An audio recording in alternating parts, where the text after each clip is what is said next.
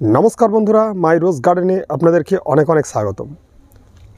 बंधुरा এই শীতে আমাদের গোলাপ গাছ খুব সুন্দরভাবে বাড়ছে। আমি যেরকমভাবে খাবারের কথা বলেছি এবং অন্যান্য যে সমস্ত পরিচর্যার কথা বলেছি সেগুলো করে পরে দারুণ রকমের কিন্তু আমাদের গাছের রেজাল্ট আমরা পাচ্ছি। দেখুন আমার বাগানে কিছুদিন আগে প্রচুর ফুল ফুটেছিল, তারপরে আমি ডালপালা কেটে দিয়েছিলাম। এখন প্রত্যেকটি গাছে নতুন নতুন দেখুন ব্রাঞ্চ আসছে। আজকে আমি একটি প্রবলেম নিয়ে আপনাদের কাছে আলোচনা করব, যে প্রবলেমটির কথা আমাদের ফেসবুক গ্রুপ মাই রোজ গার্ডেনে অনেকেই আমাকে করেছেন। আমাদের গোলাপ গাছে এখন একটা পোকার অ্যাটাক হচ্ছে। সবাই বলছেন আপনি যে কীটনাশক ব্যবহার করতে বলেন সেই কীটনাশক আমরা ব্যবহার করেছি, তারপরেও কিন্তু সেই পোকার অ্যাটাক যাচ্ছে না। মানে তিনি সুপার সোনাটা এবং ইমিডাক্লোরোপিড একসাথে মিশিয়ে পরে স্প্রে করেছেন, বা তিনি ডাইমেথয়েড 30% গ্রুপের রোগার প্লাস বা টাপগড ইউজ করেছেন, তারপরেও গোলাপ গাছে এই পোকাটি হচ্ছে। কথাটা একদমই সত্যি যে এই পোকাটি তারপরেও আমাদের গোলাপ গাছে হচ্ছে এবং আমাদের গোলাপ গাছের পাতা নষ্ট করে দিচ্ছে। এই মুহূর্তে আমি আমার বাগানে সেই রকম পোকার অ্যাটাক দেখতে পাইনি, কারণ প্রোটেকশন হিসাবে আমি আগে থেকেই একটি কীটনাশক ব্যবহার করে রেখেছিলাম, তাই আমার কাছে এবছর এই প্রবলেমটি হয়নি। কিন্তু যারা সেটি ব্যবহার করেননি তাদের কাছে ওই প্রবলেমটি কিন্তু হলেও হতে পারে, মানে হওয়ার চান্স আছে। না কি হচ্ছে ব্যাপারটা আগে বলি।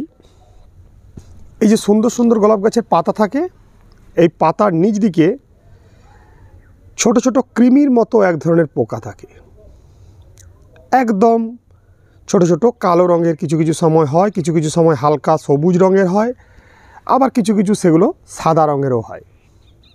তিনটি রঙের মধ্যে যে কোনো একটা রঙের এই পোকাটা হয়ে থাকে। মানে আমি যেটা বারবার দেখেছি, তো সেটাই আপনাদের কাছে আমি শেয়ার করছি। বিভিন্ন রকমের হয়ে থাকে, তবে একদম কৃমির আকৃতির, খুব ছোট ছোট। তো এই পোকা কি করে, মেনলি কি ক্ষতি করে আমাদের গাছের? ক্ষতি যেটা করে, এই পাতার সবুজ অংশ পুরো শেষ করে দেয়, পাতাটাকে জাল জাল করে দেয়। যেহেতু এই মুহূর্তে আমার গাছে এই পোকার অ্যাটাক নেই, তাই আমি একদম দেখাতে পারছি না যে কতটা ক্ষতি করে। জাস্ট আমি কিছু পুরনো পাতা দেখাবো, যে পাতাতে এই অ্যাটাকটা হয়েছিল, তাহলে বুঝতে পারবেন। দেখুন এই যে পাতাটি ঠিক এই রকম ক্ষতিটা করে, এই নিচের দিকে ওই পোকা অ্যাটাক করে এবং পাতাটা ঠিক এই রকম করে দেয়। আমি কীটনাশকটা দিয়েছিলাম, তাই আমার প্রবলেমটা খুব বেশি দূর ছড়ায়নি, কিন্তু না হলে পুরো এই পাতাটাকে একদম নষ্ট করে দিত। ঠিক আছে, তো এই রকমভাবে আমাদের গোলাপ গাছের পাতাগুলোকে জাল জাল করে দেয়। পাতার কোনো অংশই আর থাকে না, সবুজ অংশ তো থাকেই না, পুরো পাতাটাকে সাদা করে দেয় এবং আস্তে আস্তে পাতাটা নষ্ট হয়ে খসে পড়ে যায়। গোলাপ গাছ একদম রুগ্ন হয়ে যায়, যে কুঁড়িগুলো আসছে সেই কুঁড়িতে একদম ভর্তি হয়ে যায় এই পোকা। অনেকে এটাকে কৃমি বলছেন, কিন্তু আদৌ এটা কৃমি নয়। এটা হচ্ছে গোলাপ গাছের একটি মারাত্মক পোকা বলতে পারেন, সেটি হচ্ছে ছোট লেদা। ছোট লেদা, ঠিক আছে, এই ছোট লেদা পোকা আমাদের গোলাপ গাছের পাতা একদম সব শেষ করে দেবে। ওদের প্রিয় খাদ্য বলতে পারেন। গোলাপ গাছটা ওদের মানে হেভি পছন্দের একটা গাছ। ওই পাতাটা ওরা খুব সুন্দরভাবে খেতে থাকে। আমি যে ওষুধগুলো বলি, ইমিডাক্লোরোপিড সুপার সোনাটা বা রোগার প্লাস, বা রোগার প্লাসের পরিবর্তে টাপ গড, এগুলো দিয়ে কিন্তু লেদা পোকাটা যেতে চায় না বা যায় না। আমি নিজেও দেখেছি। দেখুন বন্ধুরা, যারা মাই রোজ গার্ডেন দেখেন তাদের মনে আছে হয়তো যে আমি বলেছিলাম গোলাপ গাছে ছোট লেদাটা হবে। আমি কিন্তু আগেই বলেছিলাম, যারা মাই রোজ গার্ডেনের ভিডিওগুলো প্রত্যেক দিন দেখেন তারা জানেন, মানে আমি সাবধানটা আগেই করেছিলাম। যাদের গাছে এখন এই প্রবলেমটা হচ্ছে তারা এখন কি করবেন, এবং যাদের গাছ ফ্রেশ আছে তারাই বা কী করবেন, আমি আরেকবার রিপিট করছি। যাদের গাছের পোকাটা হয়ে গেছে, মানে ছোট লেদার অ্যাটাক শুরু হয়ে গেছে, তাদেরকে 2 বার কীটনাশক দিতে হবে। যেরকমভাবে বলছি সেই রকমভাবে। প্রথমবারে যেটি করবেন, আপনারা নেবেন অ্যাসিফেট পাউডার। ঠিক আছে, অ্যাসিফেট পাউডার বলে একটি কীটনাশক পাওয়া যায়, এটা গুঁড়ো আকারের। এটা নেবেন 2 গ্রাম। তার সাথে নেবেন 1 গ্রাম যে কোনো একটা ফাঙ্গিসাইড। 2 গ্রাম নিচ্ছেন আপনি অ্যাসিফেট কীটনাশকটি, 1 গ্রাম নিচ্ছেন যে কোনো একটি ফাঙ্গিসাইড। যে কোনো বলতে M45 বা স্যাপ, যে কোনো একটা নেবেন। এটাই মেনলি বেশি ইউজ করেন সবাই যারা গোলাপ গাছ করেন। ঠিক আছে, M45 বা স্যাপের মধ্যে 1 গ্রাম।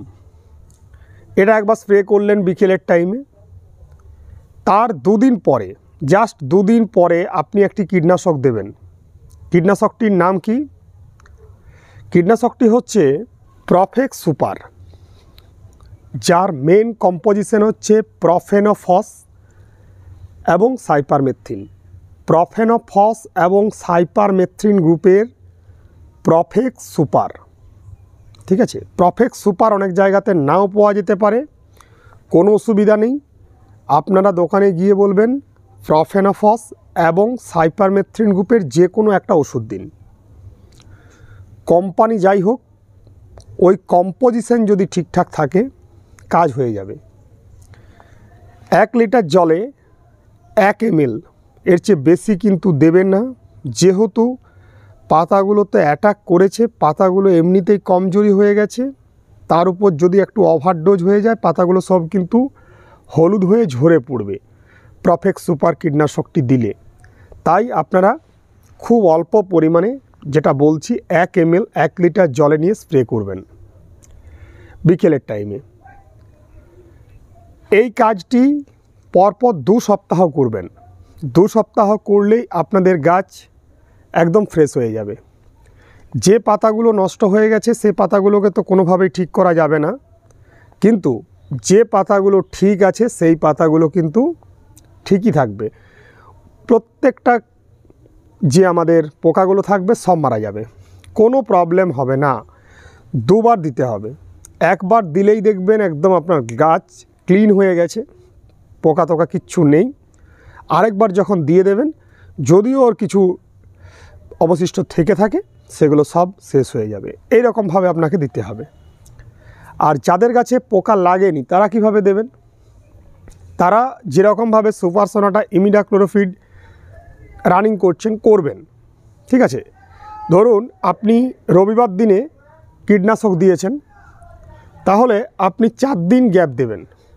ঠিক আছে, সোম, মঙ্গল, বুধ, বৃহস্পতি গ্যাপ দিলেন। শুক্রবারে এসে আপনি প্রফেক্স সুপার বা আমি আগে যেটা বললাম প্রফেনোফস সাইপারমেথ্রিন গ্রুপের যে কোনো ওষুধ 1 ml 1 লিটার জলে নিয়ে স্প্রে করে দেবেন।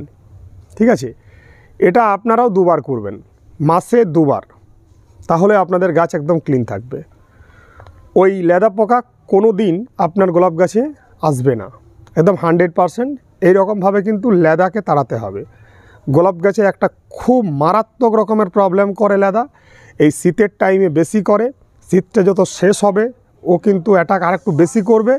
এটা দিতেই হবে। এটা এই 1-2 বার যদি আমরা মাসে দিয়ে দিই আমাদের গাছ একদম ওকে। সবাই করুন এইরকমভাবে। যা কিছু প্রবলেম হবে কমেন্ট সেকশানে কমেন্ট করবেন। ভিডিওটি কেমন লাগলো সেটাও কিন্তু প্লিজ কমেন্টে জানাবেন। চ্যানেলে যারা নতুন তারা প্লিজ চ্যানেলটিকে সাবস্ক্রাইব করে মাই রোজ গার্ডেনের পাশে থাকবেন। ধন্যবাদ বন্ধুরা, প্রত্যেকে ভালো থাকবেন। আজ এটুকুই।